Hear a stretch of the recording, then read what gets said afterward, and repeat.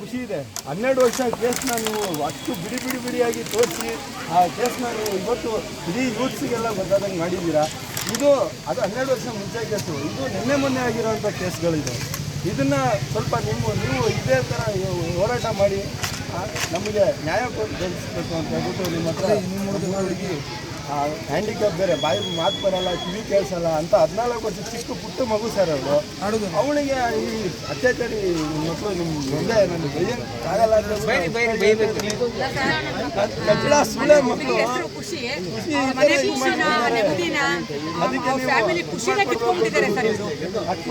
ಮಕ್ಕಳಿಂದ ಖುಷಿನೇ ತಾಯಿ ಇಲ್ವಾ? ಅವರು ತಾಯಿ ಹೊಟ್ಟೆಲ್ಲ ತಾನೇ ಹುಟ್ಟಿರೋದು. ನಾಯಿ ಹೊಟ್ಟೆಲ್ಲ ಹುಟ್ಟಿದಾರ ಸರ್ ಅವರು. ತಾಯಿ ಹೊಟ್ಟೆಲ್ಲ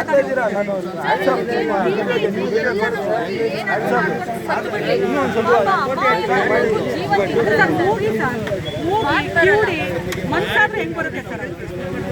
ಅನ್ನ ತಿನ್ನಲ್ವಾ? ಪ್ರಾಣಿಗಳ ತರ ವರ್ತನೆ ಮಾಡಿದ್ದಾರೆ ಸರ್.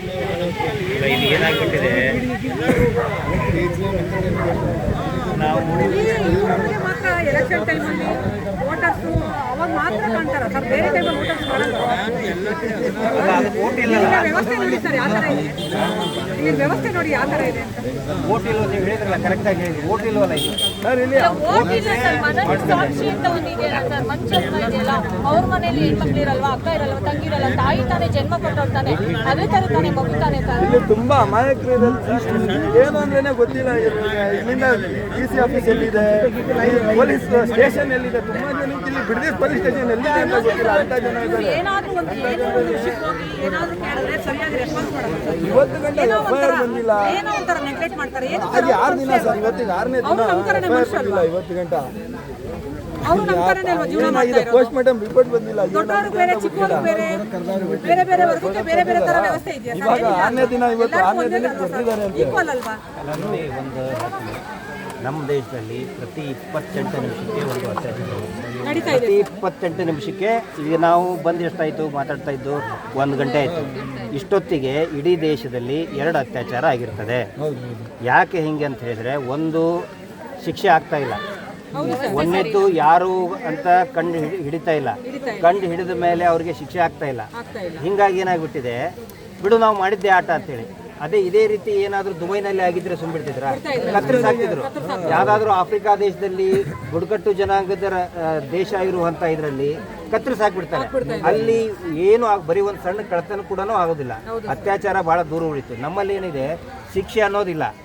ಆನಂತರ ನಮ್ಮ ಜನರ ಹತ್ರ ಒಂದು ಜಾಗೃತಿ ಇಲ್ಲ. ನಾವೇನು ಮಾಡ್ಬಿಡ್ತೀವಿ ಗೊತ್ತಾ, ಅತ್ಯಾಚಾರ ಅಂದ್ಕೂಳೆ ಪಕ್ಕದ ಮನೆಯಲ್ಲಿ ಆಗಿದೆಯಲ್ಲ, ಬಿಡು ಪಕ್ಕದ ಮನೆಯಲ್ಲಿ ಬಿಡು, ನಮಗೇನು. ಈಗ ಊರಿಗೆ ಬೆಂಕಿ ಹತ್ತಿದ್ರೆ ಏನು ಮಾಡಬೇಕು? ಮುಂಚೆ ನಾವು ಸಣ್ಣವರಿದ್ದಾಗ ಏನು ಮಾಡ್ತಿದ್ವಿ, ಊರಲ್ಲಿ ಒಂದು ಬಣವೆಗೆ ಬೆಂಕಿ ಹತ್ತಿದ್ರೆ ಎಲ್ಲರೂ ಹೋಗಿ ಆರಿಸ್ತಾ ಇದ್ವಿ. ಯಾಕಂತ ಹೇಳಿದ್ರೆ ನಾಳೆ ಆ ಬೆಂಕಿ ನಮ್ಮ ಮನೆಗೂ ಕೂಡ ಬರ್ತದೆ ಅಂತೇಳಿ. ಈಗ ಏನಾಗಿದೆ, ರೇಪ್ ಆಗಿದೆ, ಯಾರಿಗೂ ಏನೋ ಆಗಿದೆ ಅಂತೇಳಿ, ಬಿಡು ಅವ್ರ ಮನೆಗ ಆಯ್ತು, ಅವ್ರ ಮನೆಗೆ ಆಗಿದೆ ಬಿಡು, ನಮ್ಗೇನ ಇಲ್ಲ ಅಂತೇಳಿ. ನಾಳೆ ಅದಕ್ಕೆ ನಾನು ನಿಮಗೆ ಹೇಳೋದು, ಈ ಏರಿಯಾದಲ್ಲಿರೋರಂಥ ಎಲ್ಲ ಯುವಕರಿಗೆ ನಾನು ಹೇಳೋದು, ದಯವಿಟ್ಟು ಮಾತಾಡೋದಕ್ಕೆ ಪ್ರಾರಂಭ ಮಾಡಿ, ಮತ್ತು ಒಗ್ಗಟ್ಟಿಂದ ಇರಿ. ಈಗೇನು ಮಾಡಿಬಿಡ್ತಾರೆ, ನೀವು ಒಗ್ಗಟ್ಟು ಆಗ್ತೀರಿ ಅಂತ ಹೇಳಿದರೆ ಏನೇನೋ ಮಾಡಿ ನಿಮ್ಮನ್ನು ಡಿವೈಡ್ ಮಾಡ್ತಾರೆ. ದಯವಿಟ್ಟು ಡಿವೈಡ್ ಆಗಬೇಡಿ. ಈ ವಿಷಯದಲ್ಲಿ ಬೇರೆ ಬೇರೆ ರಾಜಕೀಯ ವಿಷಯದಲ್ಲಿ ಒಬ್ಬೊಬ್ಬರಿಗೆ ಒಂದೊಂದು ಪಕ್ಷ ಇರ್ತದೆ, ಅದ್ರ ಬಗ್ಗೆ ನಾವು ಮಾತಾಡಲ್ಲ. ಆದರೆ ಹೆಣ್ಮಕ್ಳ ಸುರಕ್ಷತೆ ಮತ್ತು ನಿಮ್ಮ ಎಜುಕೇಷನ್ನು ನಿಮ್ಗೆ ಯಾಕೆ ಹಿಂಗೆ ಮಾಡ್ತಾರೆ ಅಂತ ಹೇಳಿದ್ರೆ, ಎಜುಕೇಷನ್ ಇಲ್ಲ ಇವರಿಗೆ. ಏನು ತಿಳ್ಕೊತಾರೆ, ಇವರಿಗೆ ಕಾನೂನು ಗೊತ್ತಿಲ್ಲ, ತಿಳುವಳಿಕೆ ಇಲ್ಲ, ಬಿಡು ಹೋಗ್ಲಿ. ನಾನು ಥ್ಯಾಂಕ್ಸ್ ಹೇಳಬೇಕು. ಯಾರು ಮುಜೀಬ್ ಮತ್ತು ಮಂಜೇಶ್ ಅಂತ ಏನು ಬಂದ್ರಲ್ಲ, ನಿಜವಾಗ್ಲೂ ಫಸ್ಟ್ ಥ್ಯಾಂಕ್ಸ್ ಹೇಳ್ಬೇಕಾಗಿರೋದು ನಿಮಗೆ. ಇಲ್ಲ ಅಂತ ಹೇಳಿದ್ರೆ ಮುಚ್ಚಿ ಹೋಗ್ಬಿಡ್ತಿತ್ತು. ಇಂಥವು ಅನೇಕ ಕೇಸ್ಗಳು ಮುಚ್ಚಿ ಹೋಗ್ತವೆ. ಯಾವಾಗ ಸೋಷಿಯಲ್ ಮೀಡಿಯಾದಲ್ಲಿ ಮಾತಾಡೋದಕ್ಕೆ ಪ್ರಾರಂಭ ಆಗ್ತದೋ ಅವಾಗ ಜನಕ್ಕೆ ಇವತ್ತು ಒಂದು ಅವೇರ್ನೆಸ್ ಬರ್ತಾ ಇದೆ. ನಾನು ನಿಮಗೂ ಹೇಳ್ತಾ ಇದ್ದೀನಿ, ನಿಮ್ಮ ಇಡೀ ಜನಾಂಗಕ್ಕೆ ಮಾತಾಡೋಕ್ಕೆ ಪ್ರಾರಂಭ ಮಾಡಿ. ನೀವು ನಿಮ್ಮ ಸಮಸ್ಯೆ ಏನಿದೆ, ಒಬ್ಬರು ಇಬ್ಬರು ಒಂದೊಂದು ಏರಿಯಾದಲ್ಲಿ ಎಷ್ಟೋ ಬೀಡಿದೆ. ಕುಶಾಲನಗರದಲ್ಲಿ ಒಂದಿದೆ, ಪಕ್ಷಿರಾಜಪುರದಲ್ಲಿದೆ, ಆಮೇಲೆ ನಿಮ್ಮ ಇದರಲ್ಲಿ ನೀವು ಒಂದೊಂದು ಇದರಲ್ಲಿ ಇಬ್ಬಿಬ್ಬರು 3 ಜನ ಮಾತಾಡೋಕ್ಕೆ ಪ್ರಾರಂಭ ಮಾಡಿರಿ. ನಿಮ್ಮ ಸಮಸ್ಯೆಗಳೇನು, ಎಜುಕೇಷನ್ ಬಗ್ಗೆ. ಆಗಲೇ ಒಬ್ಬಳು ನಮ್ಮ ತಂಗಿ ಹೇಳಿದ್ಲು, ಲಾಸ್ಟ್ ಬೆಂಚಿಗೆ ಕುಂದಿರ್ತಾರಂತೆ. ಲಾಸ್ಟ್ ಬೆಂಚಿಗೆ ಕುಂದಿರ್ತಾರಂತೆ. ಅದು ಬರೀ ಅಪರಾಧ, ಅಫೆನ್ಸ್ ಅದು. ಲಾಸ್ಟ್ ಬೆಂಚಿಗೆ ಕೂದ್ರು ನೀನು ಹಕ್ಕಿ ಪಿಕ್ಕಿ ಅಂತ ಹೇಳಿದ್ರೆ ಅಸ್ಪೃಶ್ಯತೆ ಅಲ್ಲ, ಅಸ್ಪೃಶ್ಯತೆ ಯಾರು ಮಾಡಂಗಿಲ್ಲ. ನೀವು ಧ್ವನಿ ಎತ್ತಬೇಕು. ಕೇರಳದಲ್ಲಿ ವೇಡನ್ ಅಂತ ಒಬ್ಬ ಹುಡುಗ ಎಷ್ಟು ಚೆನ್ನಾಗಿ ಮಾತಾಡಿ ಭಾಳ ದೊಡ್ಡ ಮಟ್ಟದ ಇದನ್ನು ಮಾಡಿದ್ದಾನೆ. ನೀವು ನಿಮ್ಮ ಧ್ವನಿ ನೀವು ಹೇಳಲಿಲ್ಲ ಅಂತ ಇನ್ಯಾರು ಹೇಳ್ಬೇಕು? ನೀವೇ ಹೇಳ್ಬೇಕು ಅದನ್ನ. ಅವಾಗ ಅವ್ನು ಬರ್ತಾನೆ, ಇವನ್ ಮಾತಾಡ್ತಾನೆ, ಅವ್ನು ಮಾತಾಡ್ತಾನೆ. ಈಗೆಲ್ಲ ಸೋಷಿಯಲ್ ಮೀಡಿಯಾ ಫಾಸ್ಟ್ ಇದೆ. ಪ್ರತಿಯೊಬ್ಬರು ನಿಮ್ಮ ಸಹಾಯಕ್ಕೆ ಬರ್ತಾರೆ, ಪ್ರತಿಯೊಬ್ಬರು ಬರ್ತಾರೆ, ಬರಲೇಬೇಕು. ನಾವಂತರೂ ಬಂದೇ ಬರ್ತೀವಿ, ಇವತ್ತು ಮಾತಾಡ್ತೀವಿ, ಮುಖ್ಯಮಂತ್ರಿಗಳ ಗಮನಕ್ಕೂ ಕೂಡ ತರ್ತೇವೆ ಇದನ್ನ. ಇವ್ರದ್ದು ಓಟ್ ಕಡಿಮೆ ಇದೆ, ಯಾಕೆ ಬಿಡು ಅಂತ ಹೇಳಿದ್ರೆ ಜೀವ ಇಲ್ವಾ? ಜೀವ ಇದೆ ಇಲ್ಲ ಮನುಷ್ಯರು, ಹೌದಲ್ಲ?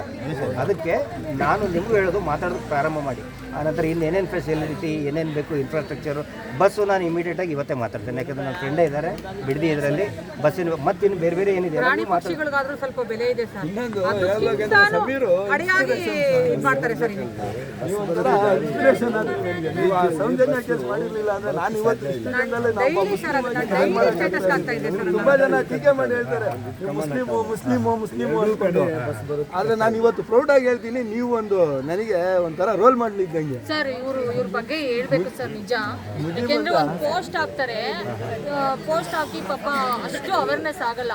ಇವ್ರ ಪೋಸ್ಟ್ ನ ಶೇರ್ ಮಾಡಿದ ತಕ್ಷಣ ಇವತ್ತೇನಾದ್ರೂ ಈ ಮಟ್ಟಕ್ಕೆ ರೀಚ್ ಆಗಿದೆ ಇವತ್ತು ಡೆಪ್ಯೂಟಿ ಸಿಎಂ ಇಲ್ಲಿಗೆ ಬಂದ್ರು ಅಂತಂದ್ರೆ ಕಾರಣ ಸರ್. ಎಲ್ಲ ಒಂದು ಅಳಿಲು ಸೇವೆ. ಅಲ್ಲಲ್ಲ, ಏನು ಗೊತ್ತಾ, ನಾವು ಎಲ್ಲರೂ ಜನಸಾಮಾನ್ಯರು, ನಾವು ಸಣ್ಣವರು ಅಂತ ಹೇಳ್ಕೊತೀವಿ. ಒಂದು ತಿಳ್ಕೊಳ್ಳಿ, ಎಲ್ಲಕ್ಕಿಂತ ಸ್ಟ್ರಾಂಗ್ ಇರೋದು ನಾವೇ ಸಾಮಾನ್ಯರೇ. ಆದ್ರೆ ನಮ್ಮಲ್ಲಿ ಒಗ್ಗಟ್ಟಿರ್ಬೇಕು. ನಾವೇನು ಮಾಡ್ಬಿಡ್ತೀವಿ, ನಾವು ಡಿವೈಡ್ ಆಗಿಬಿಡ್ತೀವಿ. ನೀವು ದಲಿತ, ಒಬ್ಬ ಮೇಲ್ಜಾತಿ, ಹಿಂದೂ, ನಾ ಮುಸ್ಲಿಮು ಅಂತ ಹಿಂಗೆ ಜಗಳ ಹಚ್ಚಿಬಿಡ್ತಾರೆ, ನಾವು ಡಿವೈಡ್ ಆಗಿಬಿಡ್ತೀವಿ. ನಾವು ಯಾವಾಗ ಒಂದಾಗ್ತೀವಲ್ಲ, ಇಷ್ಟು ಜನ ಯಾಕೆ ಬಂದ್ರೆ ಹೇಳಿ, ಈಗ ಮಿನಿಸ್ಟ್ರು ಎಲ್ಲರೂ ಯಾಕೆ ಬಂದ್ರೆ ಹೇಳಿ, ಎಲ್ಲರೂ ಒಗ್ಗಟ್ಟಾಗಿ ನೋಡಿ. ಒಳ್ಳೆ ಲೀಡರ್ ಇದ್ದಾರೆ, ನಿಜ ಹೇಳ್ತೀನಿ. ಒಳ್ಳೆ ರಾಜ್ಯಾಧ್ಯಕ್ಷರಿದ್ದಾರೆ, ಜಗ್ಗು ಒಳ್ಳೆ. ಅವ್ರು ಮನ್ನಿಂತ ನಾನು ನೋಡ್ತಾ ಇದ್ದೇನೆ, ಎಲ್ಲ ಇದರಲ್ಲಿ ಅವ್ರು ಮಾತಾಡ್ತಾ ಇದ್ದಾರೆ, ಹೇಳ್ತಾ ಇದ್ದಾರೆ. ನೀವು ಒಗ್ಗಟ್ಟಾಗಿದ್ರೆ ಎಲ್ಲರೂ ಬಂದೇ ಬರ್ತಾರೆ ರೀ. ಅವ್ರ ಒಗ್ಗಟ್ಟು ಇನ್ನೂ ಸ್ವಲ್ಪ ಯೂತ್ರಿಗೆ ಪುಷ್ ಮಾಡಬೇಕು ಅಂತ ನಾನು ಕೇಳ್ಕೊಳ್ತೀನಿ. ಏನ್ರಪ್ಪ, ಅವ್ರ ಕಡೆ ಸಪೋರ್ಟ್ ಬೇಕಲ್ವಾ ನಿಮಗೆ? ನಮ್ಮ ಯೂತ್ಗೆ ತಲೆ ಕೆಡಿಸ್ಬಿಡ್ತಾರೆ. ಇಲ್ಲಿ ಮೇಡಮ್, ನಾನು ನಿರಂತರವಾಗಿ 1 ವರ್ಷದಿಂದ ಸರ್ ನಾನು ಪ್ರಯಾಸ ಪಡ್ತಾ ಇದ್ದೀನಿ. ಸರ್ ಏನಾಗುತ್ತೆ ಗೊತ್ತಾ, ಈಗ ನಿಮ್ಮ ಏಜ್ನವರು ನೀವು ಹೇಳೋ ಅಂಥದನ್ನ ಬೇಗ ಅರ್ಥ ಮಾಡ್ಕೊಳ್ತಾರೆ. ಇವ್ರು ನಿಮ್ಗಿಂತ ಕಡಿಮೆ ಏಜ್ನವರು, ಅವ್ರ ಮೈಂಡು ಅವ್ರ ಏಜಿಗೆ ತಕ್ಕನಾಗಿರುತ್ತೆ. ಹಂಗಾಗಿ ಏನಾಗುತ್ತೆ ಅಂದ್ರೆ ನೀವು ಹೇಳೋದನ್ನ ಅವ್ರು ಸ್ವಲ್ಪ